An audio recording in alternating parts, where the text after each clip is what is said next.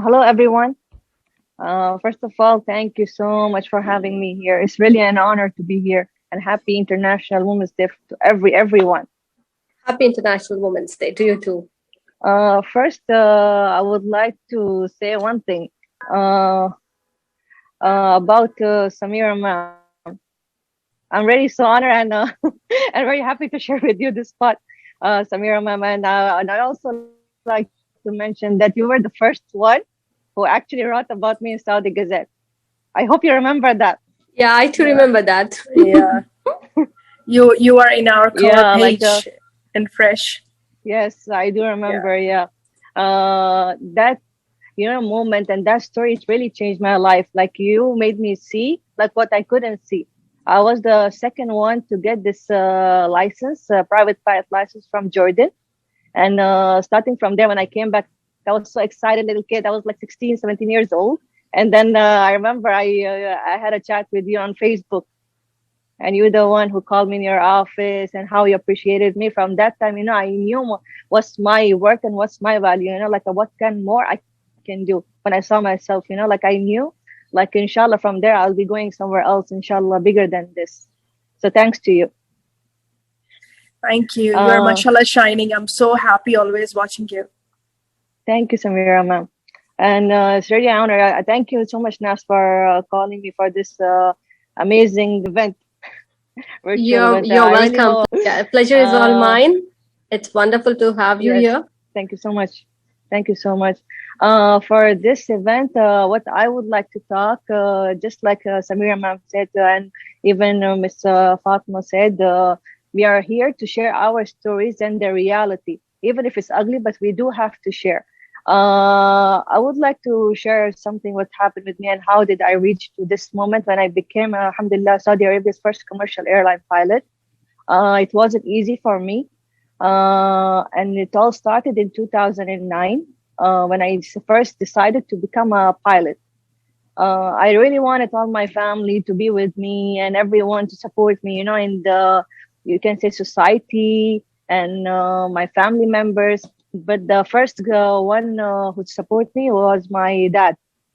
He was there with me and supporting me all the time. Even my mom, like, she had a doubt, like how I would be a pilot, and like it's not for a girl.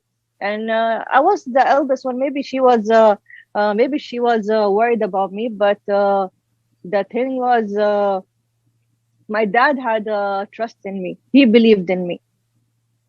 And from there, we started, like, we went to Jordan. Even when I went to Jordan, because it's an, like an Arabian country. So we don't see female pilots a lot, a big number there. So I was the only girl in the class of lots of men. And they were like started discouraging me. They were like, you are a Saudi girl. What are you doing here? At the end of the day, you're just going to go at the house and hang your certificates there in the kitchen, and you'll be doing nothing. You will be useless and all that. But still, I had a belief that my dad, he trusted in me, and he really have this trust in me. So I have to do something. I have to prove myself and prove my dad that he was right to take the decision. So I kept going with all this discouragement, which was happening to me in Jordan. And then after my first license, that was the reason I had to come back. Like, I couldn't stand any more disappointments. I was like, maybe they're right. Maybe I cannot do it. They made me fly at 4 o'clock in the morning when the temperature was minus 10, minus 11. They asked me to come the earliest flight. And when I come, and I see no one in the school. And I have to wait for my instructor till I fly. And they're like, how come you're coming in this morning and this, in the cold weather? So I was just passionate about, to do my license and my certification. So that's why I decided to come back to Saudi and maybe change my mind after that. So then I met Sameera ma'am, and when she made me feel like I can do something, and I started, working in aviation. And then I realized that I could continue my training in US.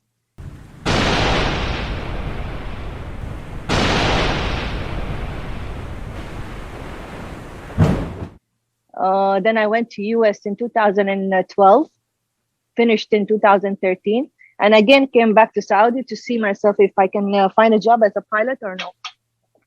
But as you all know, in 2013, still women, they could not work as a pilot, and still they needed some time. There were no female jobs in aviation industry as well.